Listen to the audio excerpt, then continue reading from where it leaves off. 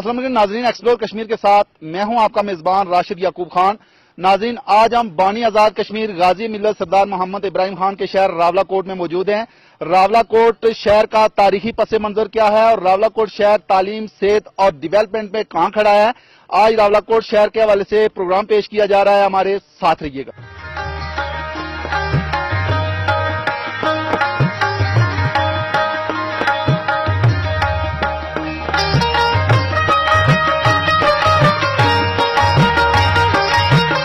راولہ کوٹ کا شمار آزاد کشمیر کے خوبصورت ترین علاقوں میں ہوتا ہے، جو کہ ضلع پونچھ کا ضلعی ہیڈ کوارٹر ہے۔ ضلع راولہ کوٹ نہ صرف اپنی خوبصورتی اور دلکشی کے باعث منفرد حیثیت رکھتا ہے، بلکہ تحریک آزادی کشمیر میں بھی راولہ کوٹ کی بنیادی حیثیت ہے۔ راولہ کوٹ سطح سمندر سے 5374 فٹ کی بلندی پر واقع ہے اور اس کی آبادی 6,25,000 ہے۔ راولہ کوٹ کے 3 ٹاؤن اور 21 یونین کونسلز ہیں۔ تعمیر و ترقی کے ساتھ ساتھ تعلیمی میدان میں راولہ کوٹ کا literacy rate level Azad Kashmir میں اول درجے پر ہے۔ اچھے اور معیاری تعلیمی ادارے قائم ہیں اور مقابلے کا رجحان بہت زیادہ ہے۔ خواتین کی تعلیم پر خصوصی توجہ دی جا رہی ہے اور خواتین تعلیمی میدان میں نمایاں مقام رکھتی ہیں۔ والدین کافی دلچسپی لیتے ہیں کیونکہ وہ چاہتے ہیں کہ ان کے بچے پڑھیں لکھیں آگے بڑھیں، اور بیٹیوں کی اسپیشلی بہت کرتے ہیں وہ کہ ہماری بیٹیاں پڑھی لکھی ہوں، کسی اچھی جگہ ایڈجسٹ ہو جائیں، ان کی جابس ہوں، سب کچھ، اس وجہ سے ہمارے پیرنٹس کافی ہمارے ساتھ دیتے ہیں۔ یہاں پہ گرلز میں کافی اسٹڈی کے حوالے سے کافی رجحان پایا جاتا ہے اور بہت سے کالجز اینڈ اسکول اس حوالے سے ہم دیکھ سکتے ہیں کہ جتنے زیادہ سیکٹر ہوتے ہیں، ایجوکیشن انسٹیٹیوشنز ہوتے ہیں کہ تو اس سے یہ پتہ چلتا ہے کہ یہاں پہ ایجوکیشن کتنی ہے۔ تو اور جہاں پہ پورا سروے کیا گیا تھا تو اس میں بھی کہا تھا کہ پونچھ میں جو ہے نا ایجوکیشن اور لٹریسی ریٹ سب سے زیادہ ہے۔ تو یہاں پہ اس حوالے سے کہ گرلز میں بہت زیادہ ایجوکیشن کی خواہش بھی پائی جاتی ہے اور بہت زیادہ لڑکیاں ایجوکیٹڈ بھی ہوتی ہیں ایز کمپیئر ٹو بوائز۔ مرد کی تعلیم ایک فرد کی تعلیم، لیکن ایک عورت کی تعلیم پوری معاشرے کی تعلیم۔ اگر عورت پڑھی لکھی ہوگی تو اپنی اولاد کو پڑھائے گی، سمجھائے گی۔ لوگ وہی آتے ہیں جو فیسیں افورڈ نہیں کرتے، جو اگر افورڈ کرنے والا ہے وہ ضرور اس کی یہی مرضی ہوتی ہے کہ کسی بہت ہی جہاں بے انتہا لائق لوگ پڑھ رہے ہیں، بچے پڑھ رہے ہیں، میں وہاں پہ ایڈمیشن کراؤں۔ ہم تو جیب سے فیسیں دے دے کے بچوں کو فیس معافی والے لوگ ہمارے پاس آتے ہیں، یعنی اور پیرنٹس کے انٹرسٹ کا یہ حال ہے کہ ہم یعنی 2 سال ہو گئے ہیں، ہم 2 سال سے ایک کلاس کو چلا رہے ہیں، 3rd اور 4th، اس میں ہم نے یعنی ایک دفعہ بھی پیرنٹس کو بلا کے بھی مطلب انہوں نے یہ مطلب پوچھتے نہیں ہے کہ ہم نے بچی کو ایڈمیشن کرایا تھا، وہ آتی ہے، پڑھتی ہے، نہیں پڑھتی ہے، آپ ہمیں کیوں بلا رہے ہیں، رزلٹ کیا ہے، جان لیں۔ یعنی خود تو آنے کا سوال ہی نہیں ہے، ہم بلاتے ہیں تو بھی نہیں آتے۔ راولہ کوٹ میں صحت کے حوالے سے حکومت کی طرف سے معیاری ہسپتال قائم ہیں۔ CMH اسپتال اور دیگر پرائیویٹ اسپتال عوام کو صحت کی بنیادی سہولیات فراہم کر رہے ہیں۔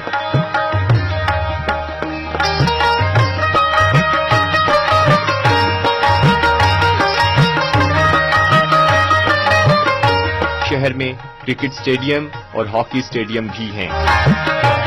آزاد کشمیر غازی ملت سردار محمد ابراہیم خان کا آبائی علاقہ ہے۔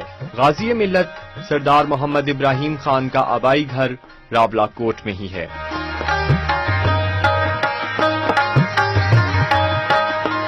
سری نگر میں جہاں سردار صاحب اس وقت مقیم تھے اور وہ رہتے تھے اور وہیں پہ کام کرتے تھے، تو اس وقت ایک عدد جو جماعت تھی کشمیر کی مسلم کانفرنس، مسلمانوں کی جو بڑی جماعت تھی، مسلم کانفرنس نے ایک عدد تحریک الحاق پاکستان جو ڈاکیومنٹ ہے وہ ان کی جنرل کونسل کا اجلاس ہوا سری نگر میں، سردار صاحب کے گھر پہ ہوا، اور اس میں انہوں نے جو تحریک الحاق پاکستان پاس کی، یہ وہ ڈاکیومنٹ ہے جس پہ پاکستان اپنا کلیم لے کرتا ہے کہ کشمیریوں کے خود حق خود ارادیت اس لیے ان کو دی جائے کہ یہ کشمیریوں کی اوپینین ہے کہ کشمیری جو ہے وہ ہندوستان کے ساتھ نہیں رہنا چاہتے، پاکستان کے ساتھ رہنا چاہتے ہیں یا 3rd آپشن لینا چاہتے ہیں، اس پہ بیسڈ ہے وہ۔ تو وہ جب تحریک الحاق پاکستان کی قرارداد وہاں پہ پاس ہوئی، مسلم کانفرنس کی ساری سینئر لیڈرشپ جو تھی وہ سب کی سب گرفتار ہو گئی، اور ایک پروگرام کے تحت سردار صاحب جو ہیں وہ وہاں سے چھوڑ کے، قیادت کے کہنے پہ چھوڑ کے، اور وہ آ گئے اور مظفر آباد کے تھرو آ کے اور مری آ کے انہوں نے ہیڈ کوارٹر بنا دیا، اور وہاں پہ سے پھر انہوں نے باقاعدہ آرگنائز کرنا شروع کیا عام موومنٹ کے لیے لوگوں کو۔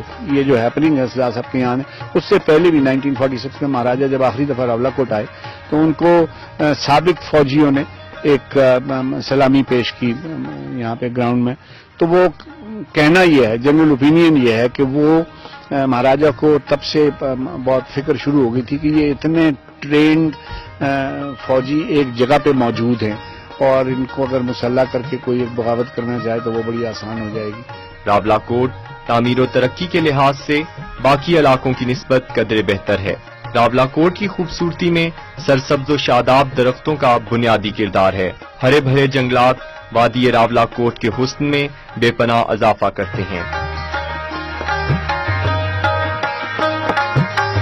ٹوٹل جو فارسٹ ایریا ہے آزاد کشمیر کا وہ 42% لینڈ ایریا جو ہے وہ انڈر فارسٹ ڈپارٹمنٹ ہے, جس میں سے 27% پہ اس وقت ہمارے فارسٹ ایگزسٹ کرتے ہیں اور 11% جو ہے پوٹینشیل فارسٹ ایریا ہے جس پہ گنجائش موجود ہے کہ ہم فارسٹ کی ایکٹیویٹیز اس پہ کر سکتے ہیں, اور 4% ایریا جو ہے اس میں ہمارے ریورز اور ماؤنٹینز اور اس طرح کے باقی جو لینڈ اس میں آ رہی ہے.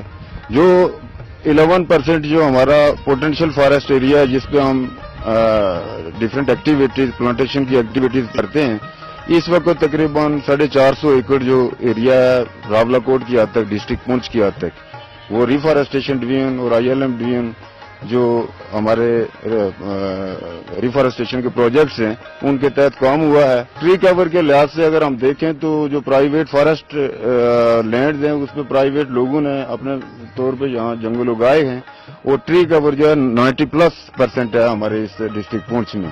تو اس لحاظ سے پورے اگر ہم آل آزاد کشمیر اینڈ انکلوڈنگ پاکستان اگر جب ہم فارسٹری کور کے حوالے سے بات کریں تو ڈسٹرکٹ راولاکوٹ یہ وہ ڈسٹرکٹ ہے کہ جس میں چونکہ 90% جو ہے یہاں لٹریسی ریٹ ہے اور لوگوں کا اس حد تک شعور ہو چکا ہے کہ کوئی انچ زمین بھی یہاں لوگ یہ مناسب نہیں سمجھتے کہ وہ بغیر فارسٹ کے یہاں موجود رہے.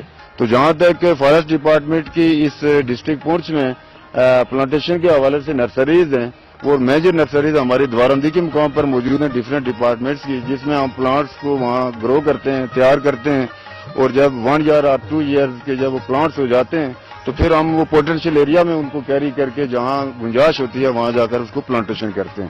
عام لوگوں کو بنیادی سہولیات کی فراہمی میں جہاں حکومت اپنی خدمات انجام دے رہی ہے وہاں کمیونٹی ڈیولپمنٹ پروگرام کے تعاون سے عوام کو بنیادی سہولیات کی فراہمی کے ساتھ ساتھ خواتین کی ترقی کے لیے بھی کردار ادا کر رہی ہے. 2 دکانوں سے ہم نے آغاز کیا اس کا اور آج ماشاءاللہ 12 دکانیں ہماری لگی ہوئی ہیں. منتھلی تو ہم نے 15,000 روپے کی کمیٹی ڈالی ہوئی ہے, پر ڈے 500 روپیہ. اس میں بہت سارے ووکیشنل سینٹر بھی ہم نے لیے, CDP کے تعاون سے بھی بہت ساری ٹریننگ کی زراعت کے حوالے سے, پلس ڈریس ڈیزائننگ, بیوٹیشن, اس طرح کی بہت ساری ٹریننگ ہماری ہو چکی ہیں. تو ماشاءاللہ اس کے بعد اسی تنظیم پہ ہم نے پھر 6 تنظیمات اور بنائی.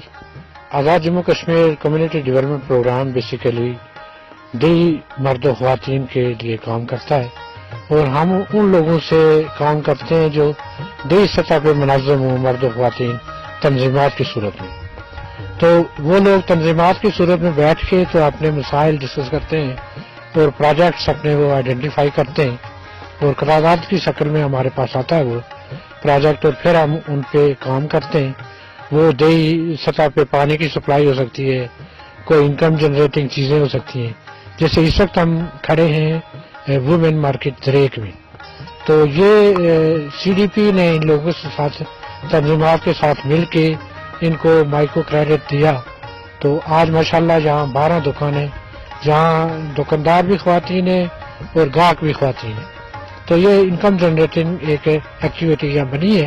اسی طرح دیہات کی سطح پہ منظم مرد و خواتین کے ساتھ ہم زراعت, امور حیوانات, جنگلات, local government, irrigation, social welfare, یہ سارے سیکٹرز میں ہم کام کر رہے ہیں ان کے ساتھ. یہ پروگرام جو ہے اس میں ہمارے جو 2007 سے لے کے 2012 تک ہمارے 137 واٹر سپلائی اسکیم تھی جن کی نشاندہی دیہی تنظیمات نے کی تھی, اور اس کے علاوہ 8 ہماری یہ فرسٹ ایڈ پوسٹ بنی تھی جو گورنمنٹ رن کر رہی تھی, اس کی بلڈنگ ہم نے بنائی تھی, اور 12 جو شٹل کلاس پرائمری اسکول تھے وہ بنے تھے. اس کے علاوہ ایگریکلچر میں فارسٹ میں کافی جو تقریباً 82 ہیکٹر میں ہم نے بیرن ایریاز میں جو پونچھ میں کی تھی جو فارسٹریشن کی تھی, اور ایگریکلچر میں بھی یہ تقریباً 15 کے لگ بھگ ہم ڈیمو آرچرڈ لگائے تھے. اس کے علاوہ دوسرے کافی سارے کمپوننٹ ہیں جس پہ ہم کام کر رہے ہیں. قدرتی حسن سے مالا مال ضلع راولاکوٹ میں بنجوسا جھیل سیاحوں کو اپنی طرف متوجہ کیے ہوئے ہے. سیاحوں کی سہولیات کے لیے مختلف گیسٹ ہاؤسز قائم کیے گئے ہیں. اگر حکومت آزاد کشمیر سیاحت پر بھرپور توجہ دے تو آزاد کشمیر کا خطہ بے روزگاری کے خاتمے کے ساتھ ساتھ مکمل خود کفیل ہو سکتا ہے.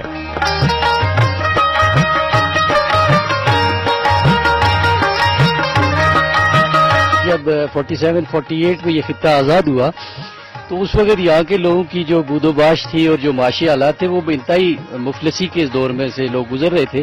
یہاں کچے مکانات تھے اور کوئی نہ فیسلٹیز تھی، نہ ایجوکیشن کی، نہ ہیلتھ کی. تو الحمدللہ میں یہ سمجھتا ہوں کہ اس سارے ٹینیور میں یہ کوئی 65 ایئرز کا جو ٹینیور گزرا ہے ہمارے اس خطہ پونچھ نے اور راولاکوٹ نے بہت زیادہ ترقی کی ہے. اور پاکستان گورنمنٹ سے جب جب مختلف حکومتیں آتی رہیں ان کا اسپیشل فوکس رہا آزاد کشمیر کی ترقی کے اوپر. اور آج ہمارے پاس الحمدللہ بڑی بڑی انسٹیٹیوشنز یہاں راولاکوٹ میں موجود ہیں جس میں میڈیکل کالجز ہیں، یونیورسٹیز ہیں اور فل فلیج ہاسپٹلز ہیں. یہاں ٹوریزم کا کام ہو رہا ہے. یعنی کہ میرا خیال ہے کسی بھی ایسی فیلڈ کو آپ لے لیں جو کہ آج بڑے شہروں میں موجود ہے یا فیسلٹیز وائز موجود ہیں وہ الحمدللہ ہمارے شہر راولاکوٹ میں موجود ہیں. اور اس میں جس طرح میں نے اپنی بات سے پہلے کہا کہ کوششیں کی جا رہی ہیں، مسلسل اس عمل کو جاری رکھا ہوا ہے. نامساعد حالات میں بھی فائنینشیل کرنچیز ہونے کے باوجود حکومت پاکستان میں جب چاہے وہ کسی کی بھی حکومت ہو انہوں نے آزاد کشمیر کو بڑی پریفرنس دی ہے. اور ہم بڑے شکر گزار ہیں پاکستان حکومت کے کہ وہ جب بھی ضرورت پڑتی ہے میگا پروجیکٹس کے لیے اسپیشلی باقی جگہوں سے کٹ لگا کے آزاد کشمیر کی ترقی کے اوپر اور راولاکوٹ کی ترقی کے اوپر ان کا کافی فوکس رہا ہے. اس بارے میں راولاکوٹ چونکہ سطح سمندر سے 5005 فٹ کی بلندی پہ ہے تو یہ انتہائی صحت افزا مقام ہے. یہاں پہ سردیوں میں اور گرمیوں میں اسپیشلی گرمیوں میں لاکھوں کی تعداد میں ٹورسٹ پورے ملک سے یہاں پہ آتے ہیں اور وہ بہت یہاں کے انجوائے کرتے ہیں. اور اس وقت پاکستان مسلم لیگ کی حکومت ہے اور ہمارے پرائم منسٹر جناب محمد نواز شریف صاحب اسپیشل فوکس کیے ہوئے ہیں آزاد کشمیر کی سیاحت کے اوپر. تو میری ایک درخواست ہوگی ایز اے شہری یہاں کا رہنے والے کے طور پہ بھی کہ اگر ہمیں تھوڑا انفراسٹرکچر بہتر کر کے دے دیا جائے اسپیشلی پنڈی سے جو روڈ راولاکوٹ آتی ہے یہ روڈ اگر بہتر ہو جائے تو میں یہ سمجھتا ہوں کہ راولاکوٹ کا اور ضلع پونچھ کا جو مستقبل ہے وہ ٹوریزم سے وابستہ ہے. اور یہاں پہ لوگ آئیں گے، یہاں انویسٹمنٹ ہوگی، یہاں پہ لوگوں کو دیکھنے کو جگہ ملیں گی اور بہت اچھا موسم ہے، بہت اچھے لوگ ہیں، لوگوں کی بڑی ہاسپٹیلٹی ہے. سب سے بڑی بات جو یہ ہے کہ یہاں پہ لا اینڈ آرڈر کا کوئی مسئلہ نہیں ہے.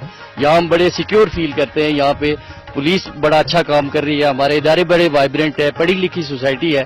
تو اس پہ فوکس کریں، انفراسٹرکچر بہتر کریں اور میں یہ سمجھتا ہوں کہ آئندہ کا یہ سوئٹزرلینڈ بن سکتا ہے جو اکانومی کے لیے امپروومنٹ کے لیے جو ہے بڑا ایک اس میں مائل سٹون ہوگا میں سمجھتا ہوں. راولاکوٹ تاریخی اعتبار سے کشمیر کا منفرد مقام ہے.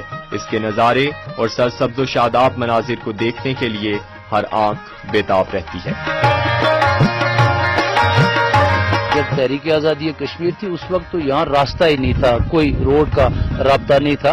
اور ایون جب ہماری جونجا لیل کے مقام پہ پہلی حکومت قائم ہوئی تھی تو اس وقت لوگ کوٹا سے پیدل آتے تھے. یہ جو کوٹا سے پھر بعد میں کوٹا سے آگے یہ جو پنجاڑ ہے یہاں سے لوگ پیدل جونجا لیل تک آتے تھے. تو آج تو اللہ کا شکر ہے کہ راولاکوٹ اور یہ تمام ڈسٹرکٹ پونچھ کا شاید ہی کوئی ایسی جگہ ہو کہ جو سڑک کے ساتھ منسلک نہ ہو.